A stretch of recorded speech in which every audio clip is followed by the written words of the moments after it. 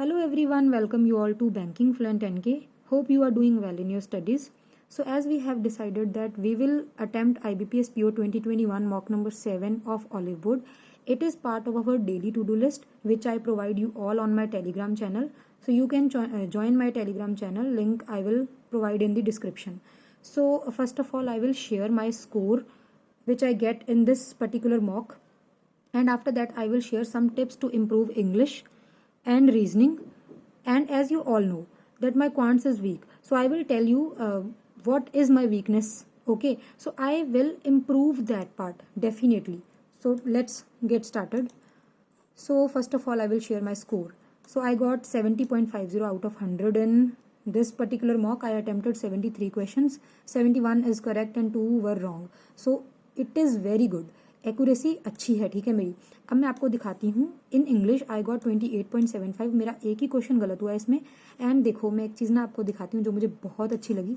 You can see my rank, it is 98 out of 37,000 students. So ये मेरी हमेशा से विश रही है. ये मेरा फर्स्ट टाइम है जब मेरा रैंक 2 डिजिट में आया है ऑलिव बोर्ड में. एंड मतलब मैं हमेशा वीडियोस देखती थी तो मुझे लगता था कि कैसे किसी का 1 डिजिट और 2 डिजिट रैंक आते हैं तो बड़ी खुशी होती थी. लेकिन आज मेरा आया तो बहुत अच्छा लग रहा है ऑलिव बोर्ड में. सो ये सब हुआ कैसे, एक तो इंग्लिश की वजह से और एक तो आपका रीजनिंग की वजह से, ठीक है. अब मैं दिखाती हूँ कैसे. देखो जो इंग्लिश है ना, you all tell me ma'am हम रीडिंग करते हैं, ठीक है, हमने अपने बेसिक जो ग्रामर के रूल्स हैं वो भी रीड कर लिए, स्टिल हमारा जो स्कोर है that is not improving. So what should we do. So I will tell you one thing. देखो सबसे पहली बात, आपको रीडिंग डेली करना है. उसके बाद सेकंड जो चीज़ है वो होता है कि आपने अगर अपने जैसे 120 रूल्स ऑफ ग्रामर होते हैं वो कर लिए, लेकिन जिसकी इंग्लिश बिल्कुल ही वीक है, जिसको जैसे कई बच्चे होते हैं ना हिंदी मीडियम से पढ़े होते हैं, उनको इंग्लिश का कुछ नहीं आता, तो वो क्या कर सकते हो, आप टेंसेज वगैरह से अच्छे से स्टार्ट करो. टेंसेज करो, अपने नाउन, प्रोनाउन, एडजेक्टिव, आपका जो होता है, अब ये मैंने बता दिया है ना, एडवर्ब वगैरह. सो ये जो आपके 7-8 टॉपिक्स हैं ना, इनको आप अच्छे से कवर कर लो. आपको टेंसेस के ऊपर ज़्यादा फोकस करना है. आपकी इंग्लिश अगर बिल्कुल ही मतलब सही नहीं है, ठीक है. सो ये हो गया आपकी एक बात. उसके बाद जब आपने ये सब कर लिया है, आप रीडिंग तो डेली करना ही करना है जब तक आपका ये फाइनल सिलेक्शन नहीं हो जाता, तो आपको रीडिंग तो करते रहना है, ठीक है.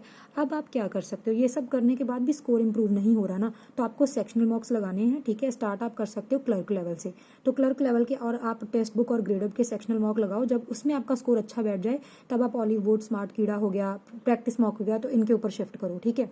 अब ये तो हो गई एक बात. अब आप बोलते हो कि हम सेक्शनल भी लगाते हैं लेकिन स्टिल माई जो आपका स्कोर है that is not improving. Now what should you do. फिर देखो अगर आप मान लो आपके इंग्लिश के मॉक में 30 में से 10 मार्क्स भी आ रहे हैं तो सैड ना हो. देखो सैड होने से कुछ नहीं होगा. आपको क्या करना है, एक नोटबुक लगाओ इंग्लिश के लिए. जो आपके 20 क्वेश्चन गलत हो गए उनको देखो क्यों गलत हुए. अगर आपके आरसी में क्वेश्चन गलत होते तो आपको ये सोचना है कि इस वे में जो मतलब ये जो ऑथर है वो किस वे में सोच रहा है और मैं किस वे में सोच रही थी या सोच रहा हूँ, ठीक है. तो उस चीज़ को आप नोट डाउन करो. कोई बात नहीं अगर आपको 20 पॉइंटर लिखने पड़ जाए तो दैट इज़ ओके. देखो मेहनत करने से आपको पीछे नहीं हटना है, वो आपको निरंतर करनी पड़ेगी. You have to continuously revise everything, ठीक है. आपको हार्डवर्क करना ही पड़ेगा. तो अब आपने इंग्लिश की नोटबुक लगाई. अब देखो जो करेक्ट हुए वो क्यों करेक्ट हुए, जो रॉन्ग हुए वो क्यों रॉन्ग हुए. तो ये चीज़ मैं हमेशा एम्फेसाइज करती हूँ कि आपको इन चीज़ों के ऊपर फोकस करना है, ठीक है. अब आपने सारा कुछ नोट कर लिया, नेक्स्ट डे उसको रिवाइज करो, थर्ड डे रिवाइज करो. ऐसे करते करते देखो मैक्सिमम क्या होगा, एक मंथ के अंदर आपके अंदर जितना इंप्रूवमेंट आएगा मैं बता नहीं सकती. आपको 15 दिन के बाद ही पता चल जाएगा. अगर आप इस वे में अपना इंग्लिश का डेली का एक सेक्शनल मॉक लगाओगे तो आप देखोगे आपकी डेली डेली डेली डेली आपकी इंप्रूवमेंट हो रही है और आपको चीज़ें समझ आने लग जाएंगी. देखो सबसे बेटर चीज़ होती है अगर आप प्रैक्टिस करते हो मॉक्स से. आप पीडीएफ से इधर उधर भागते फिरते हो तो उससे बेटर यही है कि आपके पास सेक्शनल मार्क्स अवेलेबल है, आप उनको लगाओ, उनसे इम्प्रूवमेंट करो. अगर मार्क्स कम आ रहे हैं तो देखो ना, ये देखो आप ही की प्रॉब्लम होगी ना, आप ही के अंदर कोई ना कोई कमी होगी, दैट इज़ वाई आपके मार्क्स कम आ रहे हैं. तो उस चीज़ को पकड़ो, उस चीज़ के ऊपर वर्क करना स्टार्ट कर दो. आपको बस यही करना है, मॉक्स लगाओ, मॉक्स में आप देखो कि आपका कहाँ पे स्कोप है इम्प्रूवमेंट का, ठीक है. तो बस उसी चीज़ के ऊपर फोकस करना लग जाओ और अपने जो पॉइंटर है वो बनाने स्टार्ट कर दो. अब मैं बात करती हूँ अब मेरे क्वांट्स की, चलो बात कर लेते हैं. सो मेरे यहाँ पे 13 मार्क्स आए हैं और 13 के 13 सही हैं, 0 इनकरेक्ट हैं. तो बेसिकली आपको इंग्लिश तो में तो आप 100% एक्यूरेट नहीं हो सकते, ठीक है. मतलब बहुत रेयर चांस है।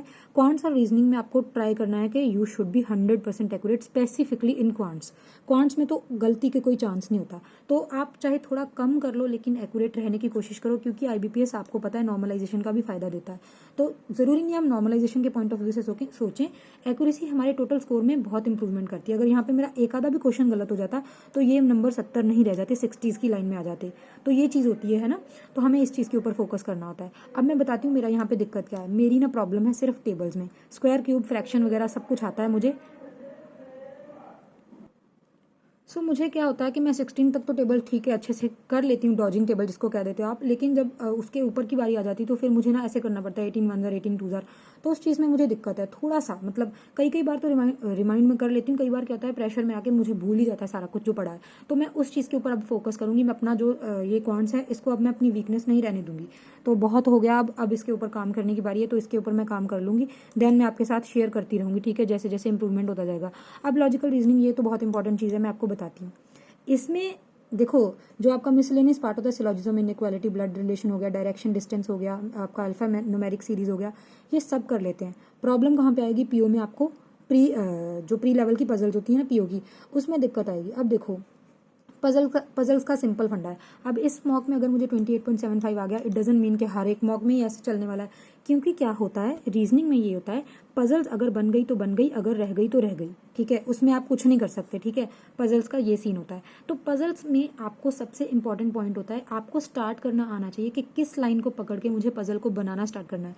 And how you will improve on this part, आप निरंतर रेगुलर प्रैक्टिस करोगे तो आपको पता लगने स्टार्ट हो जाएगा कि हाँ मुझे इस लाइन से इस पजल को स्टार्ट करना चाहिए। तो वो तो definitely and at the end आपको कॉन्टिन्यूस प्रैक्टिस ही आपका साथ देगी, ठीक है। अगर आप continuously you are practising, then आपकी ये इंप्रूवमेंट भी आ जाएगी, आप में ये भी स्किल आ जाएगी कि आपको पकड़ना पता चल जाएगा कि हाँ इस वे में मुझे पकड़ लेना है और यहाँ से मुझे पजल स्टार्ट कर देनी है।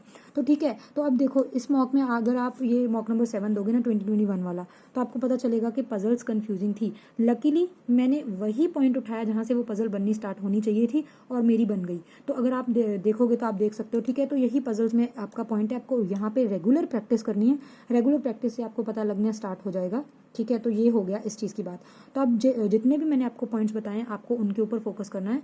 So here you can see मेरा परसेंटाइल इंग्लिश में 99.7, quants 58, 99 in logical reasoning and overall 99.7 which is very very very good. So आपको भी इस चीज़ तक आ जाना है, क्योंकि जो मैंने पॉइंट्स बताए इनको फॉलो करो।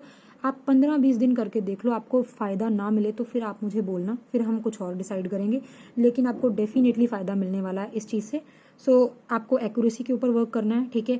आपको जो मैंने बताया आपकी वीकनेसेस को लिख लेना है और नेक्स्ट डेज को रिवाइज करना है। लॉजिकल रीजनिंग में आपको जितना हो सके पजल्स की प्रैक्टिस करनी है, और क्वांट्स में आपका स्पीड मैथ तो टिप्स पे होना चाहिए, तो आपको प्री क्लियर करने से कोई नहीं रोक सकता, ठीक है। ये चीज़ मैं ऑब्जर्व कर पा रही हूँ। So this is all about this video friends, thank you so much.